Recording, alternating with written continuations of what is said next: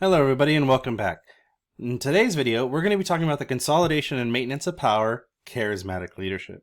Now just as a reminder, a refresher, consolidation is the action or process of combining several things into a single more effective or coherent whole. And for Nazi Germany, that's anything that takes place before 1935. Maintenance, the process of maintaining or preserving someone or something, which in this case is power, is control that the Nazis had, is anything after 1935, or from 1935 after. My apologies. The focus of today is charismatic leadership.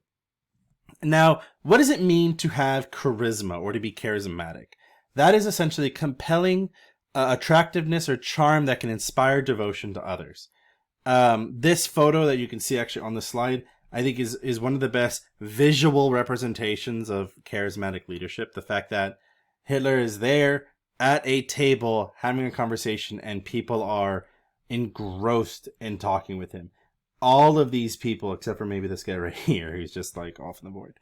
All of these people are drawn into him. Every single one, if you use implied lines using your art skills, you can see the direct connection that all of them felt. I mean, this guy right here even has the Hitler style mustache. So this is what we're talking about today, is just how charismatic Hitler was, just how much of an impact he had using his voice, persona, and other components. So the three examples we're going to talk about today is the perceptions of Hitler, the Hitler myth, and the arguments against the myth. So this is an interesting component here, because we're going to talk about an overall perception of Hitler, and then we're going to talk about how a historian has built a myth or built a understanding of why Hitler's charisma was so important. And then we're going to see the evolution of history or historiography on an argument against that. And I'm providing this for you so that you can develop your own argument centered around how important, how much or how little Hitler was charismatic. So let's go and dive right in with the perceptions of Hitler. Now, Hitler had a huge charismatic following, mainly because of who he was, both as an individual and the actions that he conducted. So the biggest thing that made Hitler stand out was not only that he was charismatic, that made his charisma stand out was he was running for politics and he was pushing this narrative, and he was a wounded veteran. That he took a bullet for this country, which means he was willing to die for this country, which means he has nothing but love for Germany. And so this was a very easy way to connect with the majority of the veteran population that existed in Germany, who were now out of a job, who were now kicked out from the Treaty of Versailles. So they saw this as, he's one of ours, he's one of our own. And from there, Hitler, when he comes into power in 1933 and in 34, during his consolidation, the people of Germany start seeing major improvements. They start seeing economic improvements, social improvements, political improvements. They start seeing that Hitler's government actually is pretty much improving the country. That not only did this guy mean what he said, but he's actually enacting what he said. And he's showing us the enemies of our country. You know, he always talked about how the communists were enemies. Well, now that he's in power and he made communism illegal, things are better. You know, he talks about the Jewish people trying to take over our country. Well, he's taking steps to reduce them by removing them from the government, and things are getting better.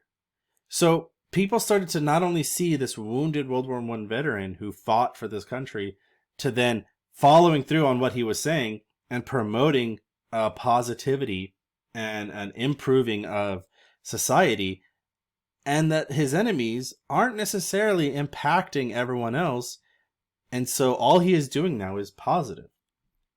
Now, what is interesting is there was a lot of infighting in the government. There was a lot of fellow Nazi groups who fought against each other in order to gain favor, in order to gain popularity with Hitler. They were fighting with each other to try to see and try to get Hitler's benefit. They try to get Hitler's promotion.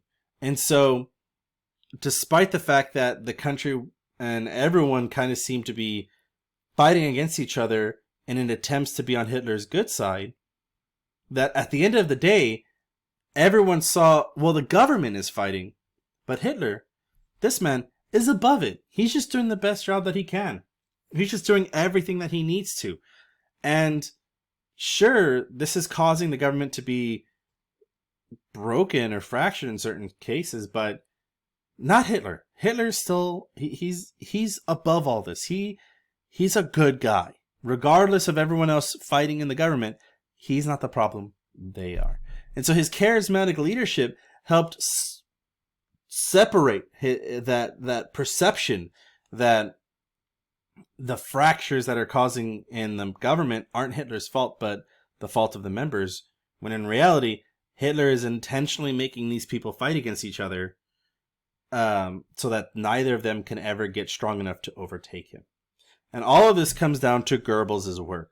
If you remember Joseph Goebbels, the propaganda mastermind from Consolidation and Maintenance, from Methods Used to Emerge, Goebbels did everything in his power to make Hitler seem above everything, to make him seem like the most charismatic, the most lovable figure there was. Which brings us an interesting case. There was a woman that Hitler was infatuated with, who she loved him and he loved her. Her name was Eva Braun, and they started a relationship in 1939.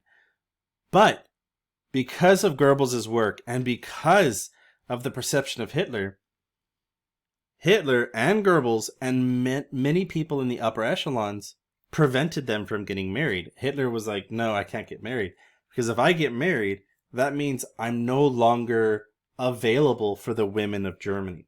That I have to be perceived as this single man who is the hero of Germany, that maybe some other woman can marry me, that maybe some German woman can be my bride. And all of this was a guise to promote his charisma.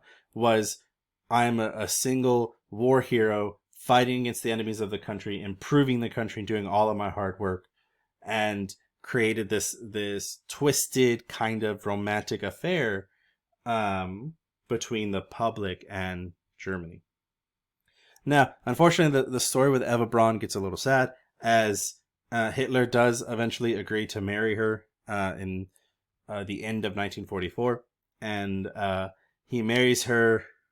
They have an official ceremony. Goebbels is the person who is the officiant who marries them, and an hour after they get married, they both eat rat poison and kill each other because Hitler realizes he's not going to win. So it's kind of a twisted component. But all of this charismatic factors are what historian Ian Kershaw starts creating when he develops the Hitler myth. Right, this myth is saying that the charisma of Hitler created a narrative that no matter what Hitler did, no matter his flaws, no matter his issues, the people of Germany focused in on him as the future.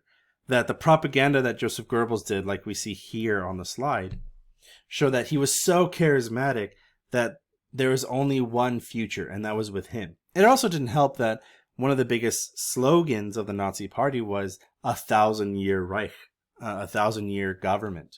So Ian Kershaw argues that Hitler uses this charisma, uses his propaganda, uses all of these key points to lull or to persuade the people of Germany to follow him and push them to do unspeakable acts, as we see with the Holocaust and as we see with other components here and there. Now, this historical narrative largely was what most people agreed with between 87 all the way to about the 2000s. And it wasn't until later on in 2006 that this narrative was challenged. That all of the evidence I gave you, all the information I gave you here and prior, was pushed into question. And that was by historian R.J. Evans and his book, The Third Reich in Power.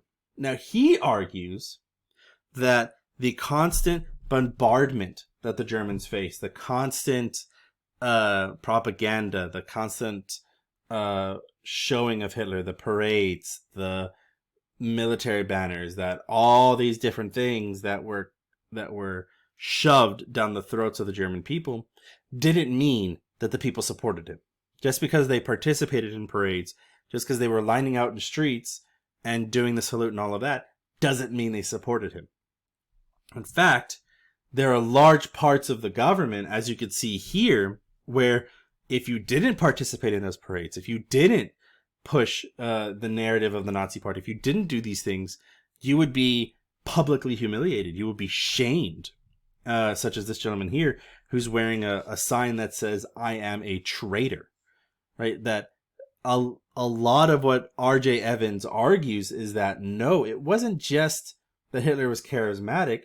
It was that the people of Germany were fighting to survive, that they were afraid of the Gestapo, the SS, the army, the SA.